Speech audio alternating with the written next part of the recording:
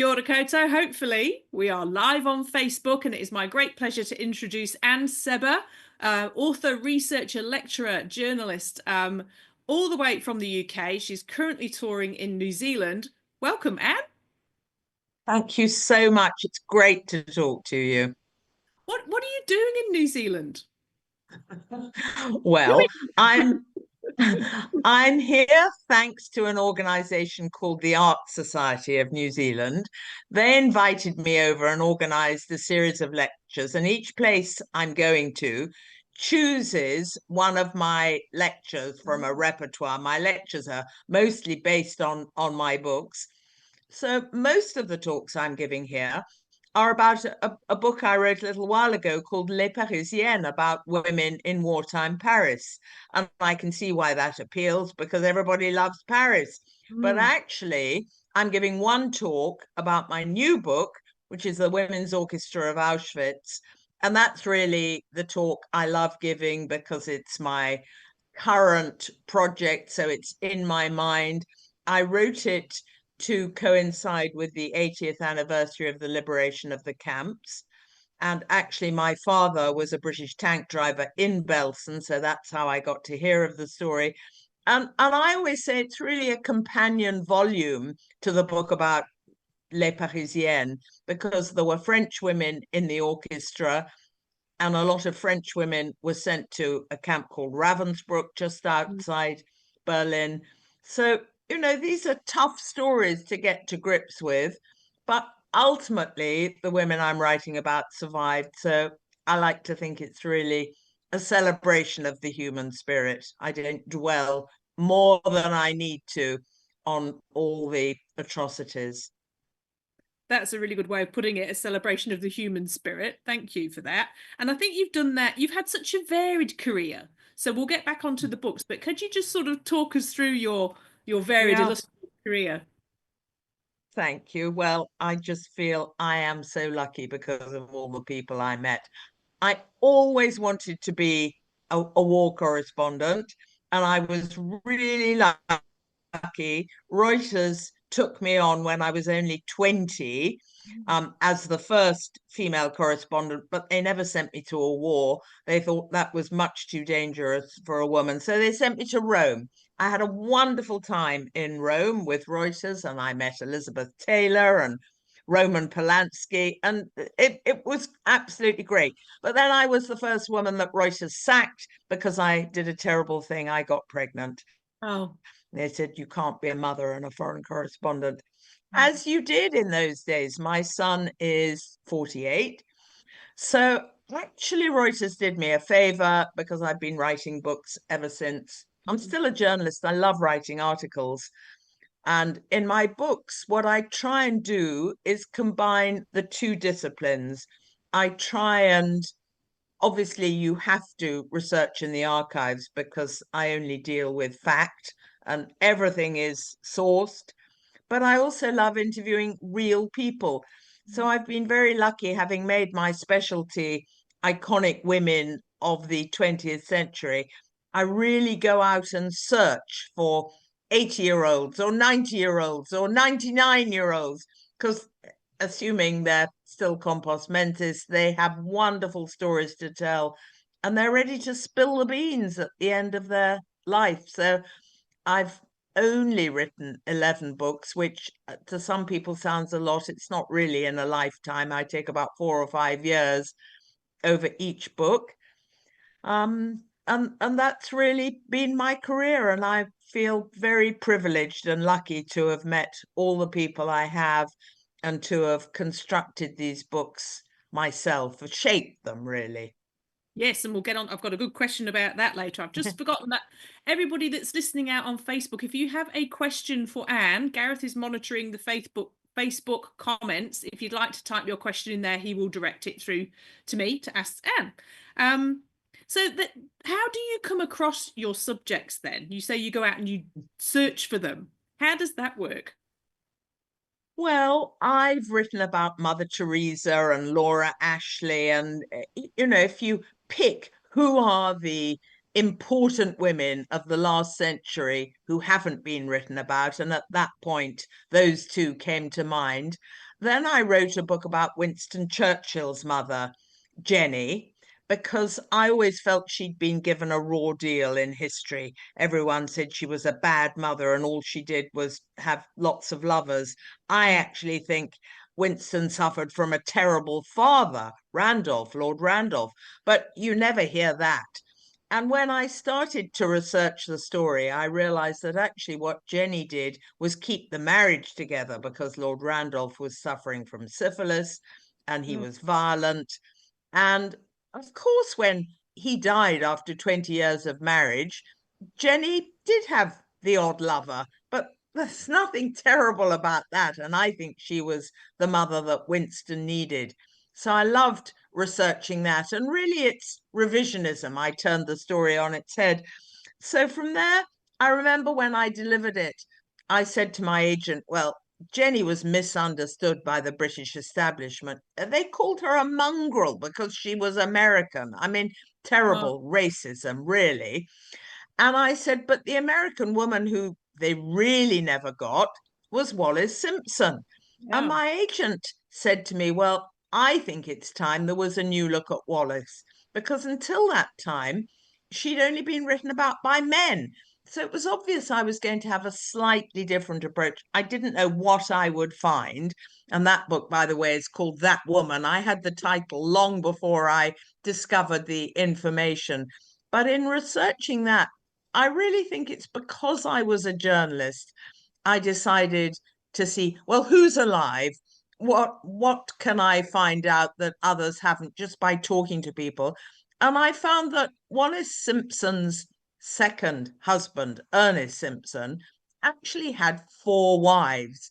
And you think of him as this very correct pinstripe, bowler hatted gentleman. But actually, he was much more complicated. And I discovered that after Wallace abandoned him, he married for the third time and he had a son in 1939. And I discovered that son who'd never been interviewed before. He was living in Mexico. He was a free diver. He was very cross with his father, Mm. Ernest Simpson, because he felt that Ernest had abandoned him. Ernest was a snob. Ernest was actually born Jewish but denied being Jewish. The family name was Solomon. So the guy I met had changed his name to Aaron Solomons because he thought that would really annoy his father, although his father was dead by then. He was living in Mexico. I just went out to Mexico and met him. And it's a really good example of the mixture between being a journalist and being a serious historian. Because thanks to this guy, the freediver in Mexico, I found 15 letters that nobody had ever seen before. They were still pristine in their envelopes.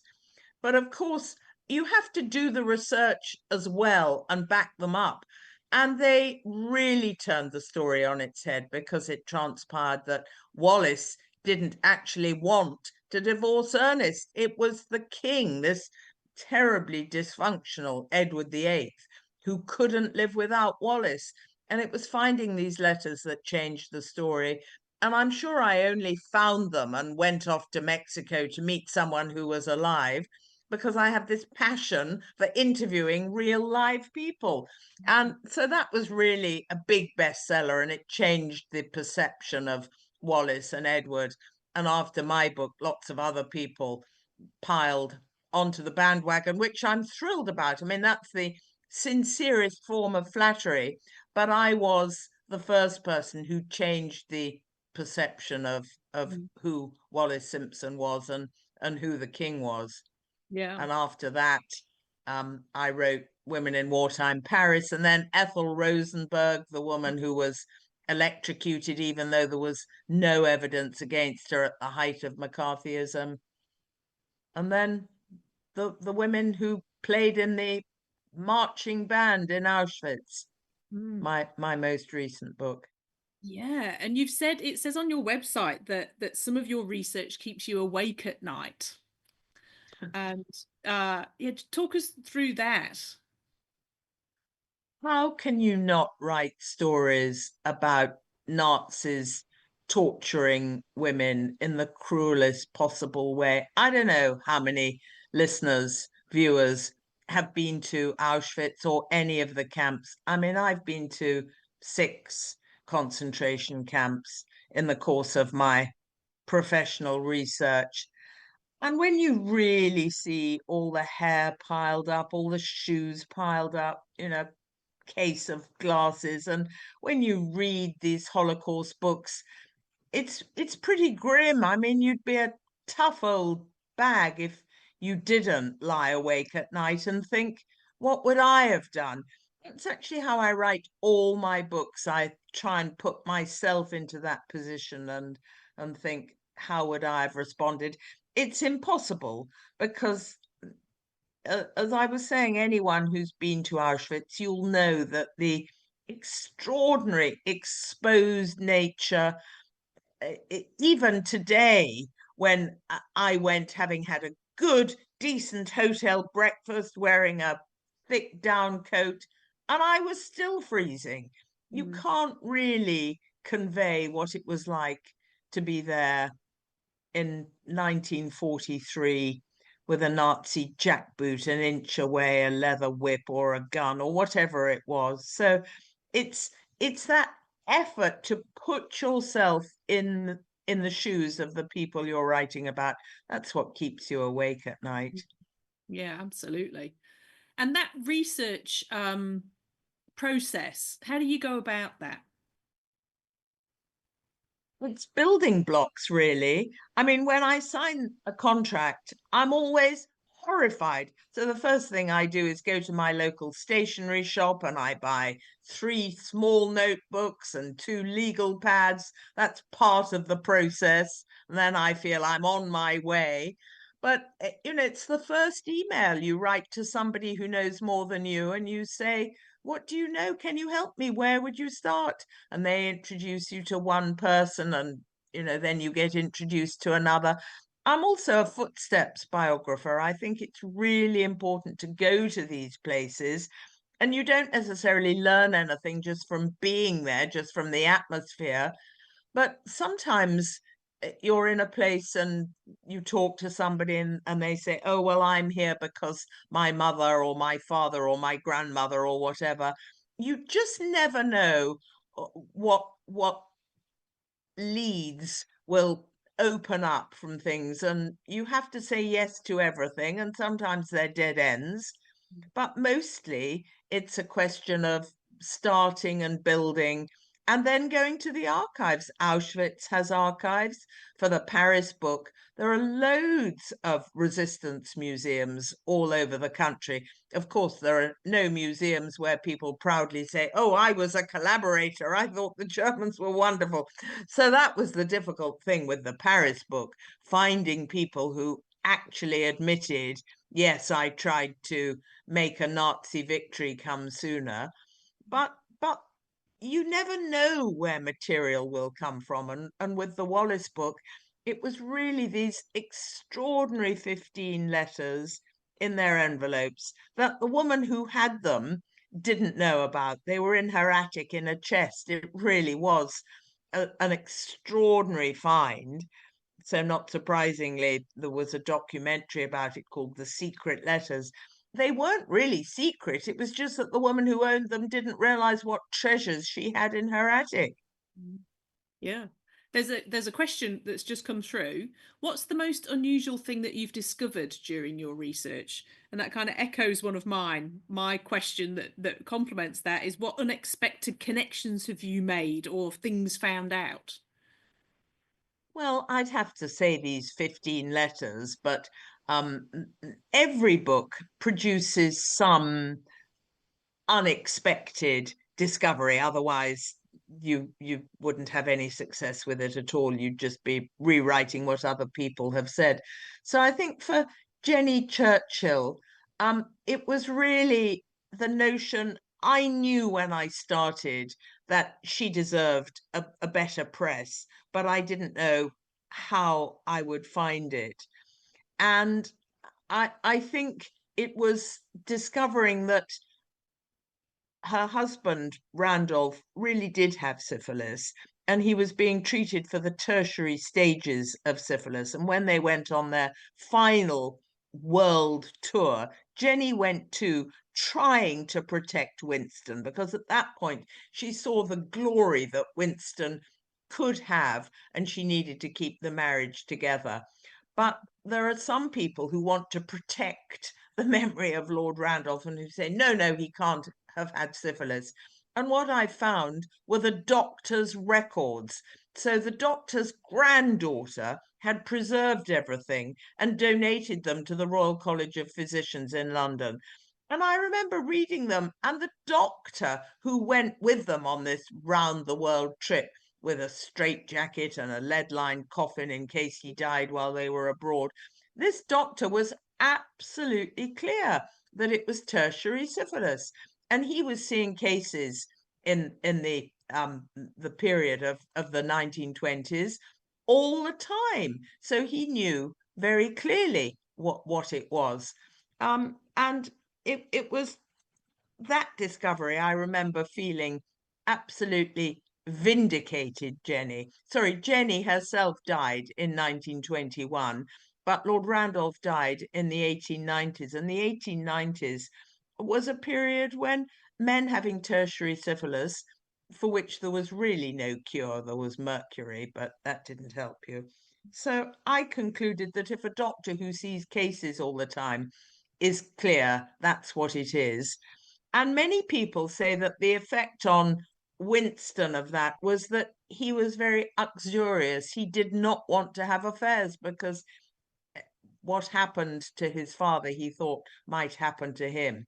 So it's interesting in explaining the effects of all of that. But I think also, in a broader sense, what I've discovered is that interviewing women in their 90s, which I absolutely love interviewing women at the end of their lives, most women want to make sense of their lives.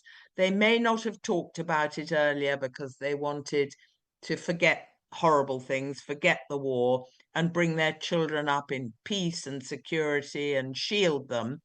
But actually, before they die, they mostly want to feel that their lives have had a purpose. So that's why I find it deeply rewarding. My editor says, I don't think you'll find anybody older. He's always shocked that I keep finding these women who are 99 or 100. But for me, there is one woman still alive in London who's 100, who played in the orchestra in Auschwitz. And to hear her testimony, it just changes your perspective. And I flew to Israel and met a woman who was 99. She lived to 100, but I didn't know that. And I wanted to catch her while she was still able to talk to me at 99. So that's really the most rewarding part of the whole process for me. I can only imagine. Um, so a question has popped up here. Do you have a favourite book and why? Oh, I hate that question. I really hate it because, it's like asking a mother, what's your favorite child? And I have to say, um, it's the current one because that's the book in my mind. But Yeah. it's the current one also because I've written about 45 women in the orchestra. I haven't given them all potted biographies, that would be indigestible. So I've picked a few and I've tried to shape it and structure it. But they're almost all unknown women, even nameless women. And if the Nazis had had their way, that's how they'd remain, absolutely stripped of their humanity, their heads shaved, skeletal, and just known by the number tattooed on their arms. And I've really tried to restore the humanity of these unknown women. And when I was writing the book, I remember saying to my friends, I don't mind if this book doesn't have any traction because I was publishing it at the height of the troubles in the Middle East. And I thought everybody might just decide, I don't want to hear a book that is remotely sympathetic to Jews. And I felt I don't care if I'm cancelled because I feel I've done something really important, looking at how the Nazis tried to eradicate an entire culture, an entire race, and they failed. I mean, of course, they killed 6 million, so it wasn't a total failure, but they failed to kill all of them. And these women in the orchestra really demand to be remembered and to be named, and I feel it's a discrete period in history. It's nothing to do with really what's going on today. So Mm. I'm really pleased that the book has been recognized for what it is. It's a story of immense courage and the desire for survival against the odds.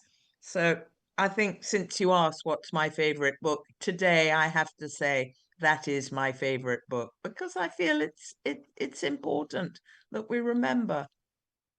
That you're currently on your tour with the Art Society, and if people want to catch you on that, how many dates do you have left? Oh, I've only spoken in three places. I've spoken in Havelock North, Auckland, and Hamilton. And I'm in Wellington on Monday night, and then I go to Nelson, Wellington, Nelson, and then Dunedin. I've never been to Dunedin. I'm really excited to go there. And Christchurch. So I've got a few places left, and I finish in Auckland on the 19th. But I think if you go to the interview I did with Jesse Mulligan on Radio New Zealand, he's put the schedule on. There's a link to where I am when, or just email me. But that's how you'll find me. Perfect. That's great to know. I think we're okay for time now. We've got about 5 minutes left. So I'm really quite fascinated to know what you're going to do when you've settled again after your tour. Have you got women in your mind, people you want to pursue? It will have to be a book about women because that's my quote unquote brand. I really can't believe I'm saying that, but my publishers would have a fit if I didn't write about women. And I love it. I mean, I feel there are a lot of untold stories about wives and sisters and mothers that need to be told, but I haven't got a really good idea of a woman who deserves a new telling of her life story. So if anyone has a great idea, please let me know.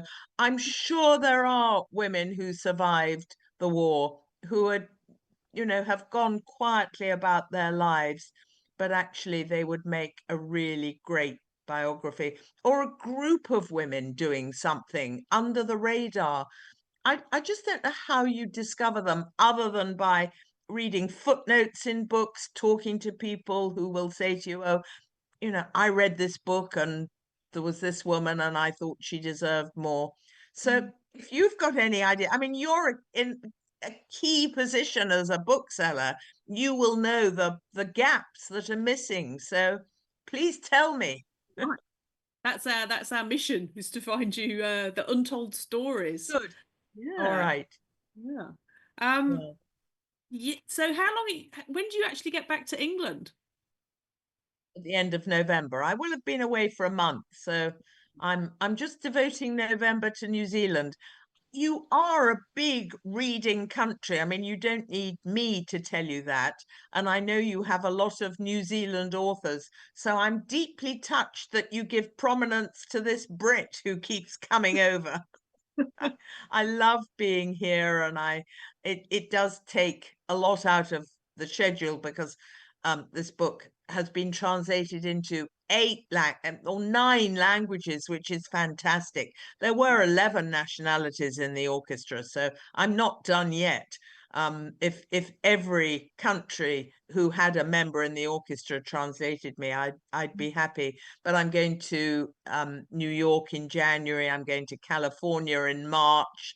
There's big interest, which is absolutely fabulous. But I love telling the story. And if you have a look at my website, you'll see that the 7 countries who have already published this book have all chosen different covers. So there's Portugal and Poland and Italy, and they've all got a slightly different take. And actually, even here in New Zealand, you've got a different cover from the English one. So I find Oh, that very interesting. we But quite often have the same as the English ones, but never the American ones. So it is no, interesting. no. I Well, I tell you what the thinking was. The English cover is based on an actual engraving. There were no photographs of the orchestra, but I did find one engraving done by a fellow prisoner, and I thought that was pretty authentic. Mieczysław Wosielniak, and apologies to any Poles if I've mangled his name. But when I showed this drawing to the one survivor, Anita Lasker-Wallfisch in London, hoping she'd say, "Oh, yes, it was just like that," she shocked me by saying, "It didn't look at all like that. He's got it quite wrong." And I think that's so interesting about memory. You know, these people were both there, but they have both come away with different ideas over the years. So to say what the orchestra actually looked like, and that's why it's so fascinating to hear different memories, and they're all equally valid.